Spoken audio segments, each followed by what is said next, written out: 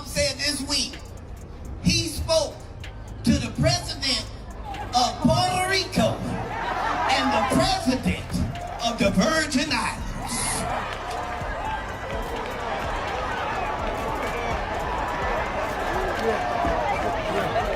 Sir, you are the president of Puerto Rico, and you are also the president of the Virgin Islands. So the question is, who done? I'm not the only black man with a bunch of mug shots. Show another one. What you see, Toon? Minaj said she wanted me on her tour, and she told so many people, a million people hit my phone at the same time. It scared me and Jesus. He shut all of Nicki Minaj has the internet buzzing hard right now. People online keep saying she's moving like somebody terrified of losing protection, clout, and influence all in one swipe. Whether it's optics, politics, or straight survival mode, the chatter is loud. Every single day lately. A lot of folks think she's twisting herself into knots to stay close to power, even when it comes off stiff and uneasy. These moves don't read confident. They read rushed and jumpy. And let's be real, the industry is giving her the heavy side eye. This isn't the untouchable rap queen moment anymore. And some former supporters are now clowning her out loud. The craziest part is people feel she stepped into this on her own because nobody forced those public link-ups. Nobody pulled her into those rooms or pushed her toward those circles. She picked that route and now she has to wear it. I am probably the president's #1 fan. And that's not going to change. No, now I know that this is the busiest man in show business, okay? I know that he's rich, and I know that, you know, he's the funniest man in showbiz. Can y'all hit up Katt Williams and ask him what would be his price to hi Haiti, how are you, to be a part of the Pink Friday 2. Yeah. But I would like to know if on one of his off days, if I could slide him a little bag, a big bag, and then have him come out. Well, the only thing is, I'm not a citizen of America. Isn't that crazy? You're a citizen of where? Of Trinidad. Oh, you're Trinidad. Yes, boy. I was born on a beautiful island called Trinidad and Tobago. But I've been in the States for many years. You would think that with the millions of dollars that I've paid in taxes to this country, that I would have been given an honorary citizenship many, many, many thousands of years ago, Landale. And while her name is flying across timelines, one person watching the drama like it's a comedy show is Katt Williams. You can almost hear him laughing, because this is the exact kind of chaos he's been warning about for years. Now here's where the spin doctors slide in. Certain Republican commentators love snatching random Katt Williams clips, chopping them up, and pushing this fake storyline that he's somehow riding with Trump. But that story only works if you've never actually listened to Katt for real, because if you followed his career and his mouth, he's been non-stop with the criticism. He's mocked Trump, roasted MAGA supporters, and straight up dragged the nonsense more than once over the years. He never switched teams, never toned it down, and never tried to clean it up just to look polite for anybody. People really remember the COVID-era moment when Trump was pushing reckless, confusing talk and folks were genuinely scared and getting misled. Katt Williams prize be to be a part of the Pink Friday. 2% of the jobs. Companies 5 to 500 employees, and all we care about is Guys, I'm with my favorite president, the best president of all time. And I'm with the queen of rap. Young men, you have amazing role models like our handsome, dashing president.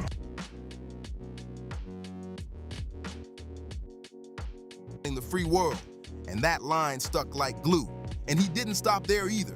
He broke it down in his signature style, pointing out no sane grown person would ever give advice like that. He clowned how wild it sounded, like, if you have bleach, rub it on yourself. Sprinkle some in your eye. You see any UV light? Walk in front of it, all while reminding people those were deadly serious times. That's the part people always forget or act blind to.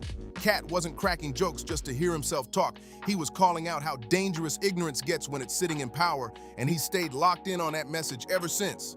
Every time Trump opened his mouth and showed he didn't know what he was talking about, Katt was right there clowning it.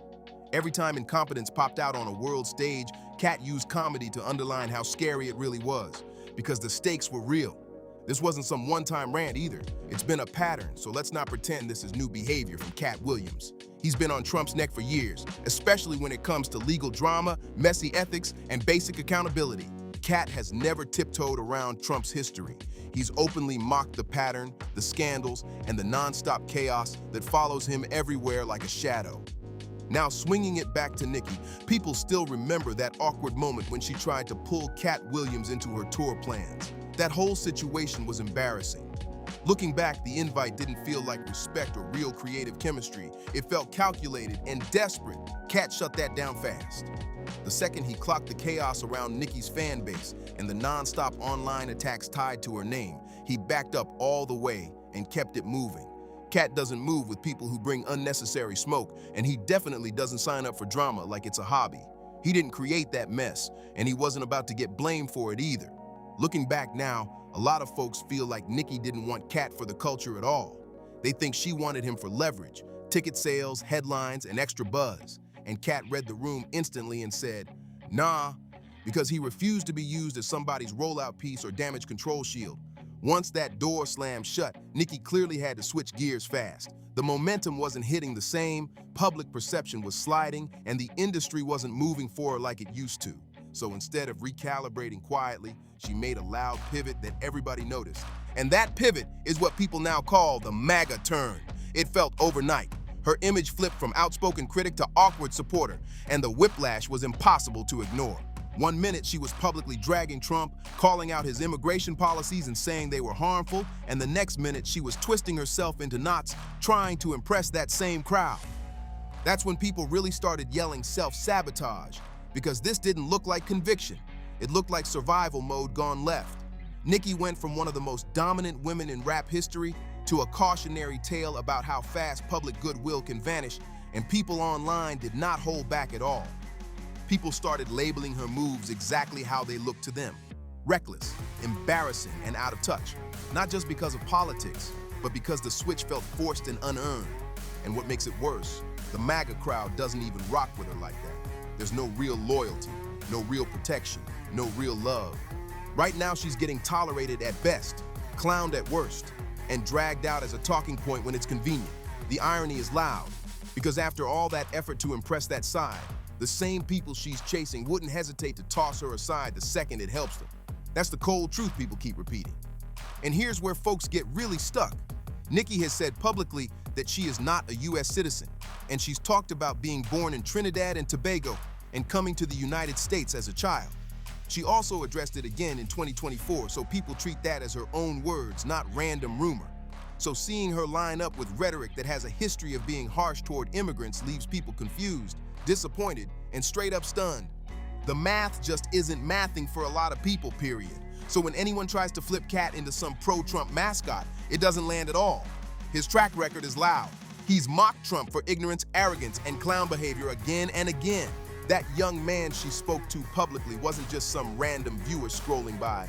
He was a loyal fan from Jamaica whose life was being threatened because of his sexuality. He was literally trying to seek asylum, scared for his safety, and looking for hope anywhere he could find it. He joined a live stream Nicki was hosting, and back then she treated him with real compassion. She listened to his story, gave him advice, and even said she'd try to help however she could. In that moment, she came off like someone who understood fear, displacement, and survival. That's why people are so confused now. Because fast forward to today, and folks feel like Nicki is coming at people with language that cuts deep. And when she's praising Trump's immigration policies like none of that history matters, a lot of watchers say the switch feels cold and calculated. It's especially wild when you remember how loudly Nicki used to drag Trump back in the day. This wasn't soft criticism or little side comments. She was outspoken. She didn't mince words, she didn't hedge, and she didn't tone it down just to look good for the camera.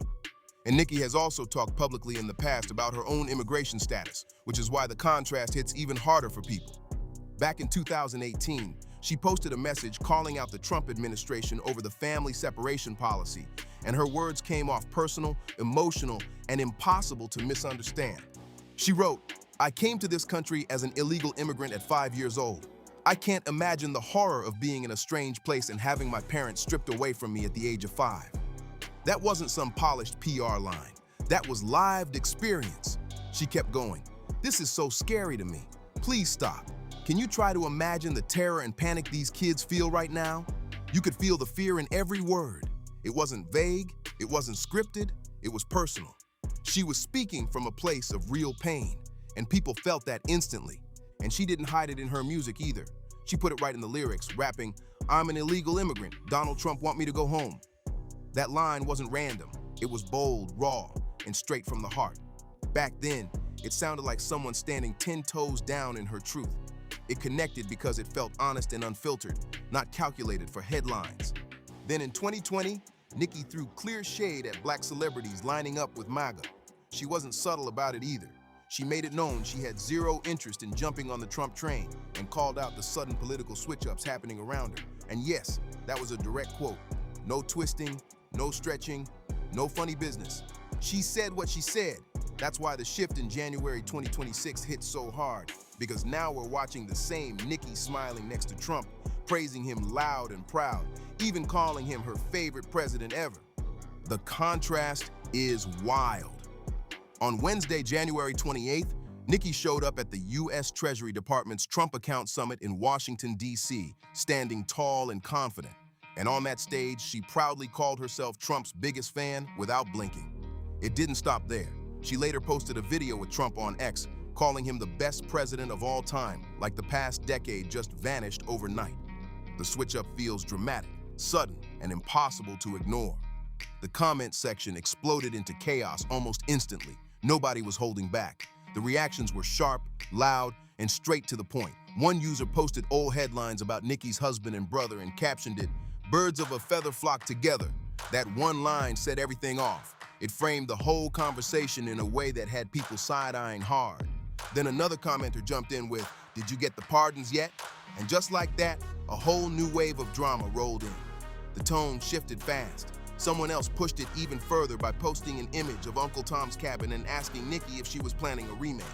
That post spread quickly, and the replies underneath were intense.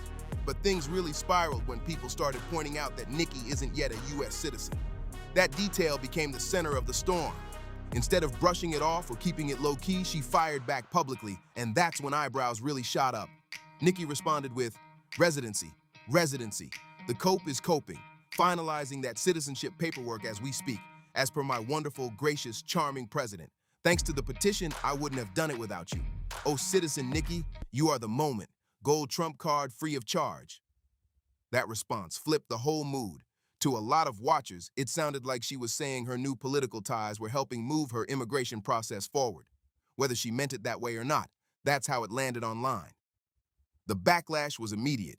Critics began arguing that it looked like she had access and privilege while supporting policies that many believe make life harder for immigrants without money, influence, or connections. That contrast didn't sit right with a lot of people at all. The optics started looking messy. Then the videos from the Trump summit started making rounds. Clips showed Nicki surrounded by MAGA Republicans, and she clearly stood out. People zoomed in on every detail. The body language looked stiff. The smiles seemed forced. The energy felt awkward. Some viewers even claimed it looked like she was being laughed at instead of welcomed, while she appeared completely unaware. That perception is what really stuck with people. To many critics, it looks like she's chasing approval from a crowd that may not fully embrace her, while distancing herself from the communities that helped build her career. Nicki's rise was powered by immigrants, outsiders, and marginalized voices. Those supporters backed her heavy. Now she's publicly aligning with a leader whose immigration policies have been widely debated and criticized, and that tension is impossible to ignore. The contradiction is what keeps the conversation alive. So now the big question is right there in plain sight. Is this strategy, survival, or something deeper? Is it opportunism, pressure, or a complete shift in values? That's what people are debating nonstop. Drop your thoughts in the comments below. Do you see this as a calculated move or straight up hypocrisy? Make sure to like, comment, and subscribe for more deep dives like this, and I'll see you on the next one.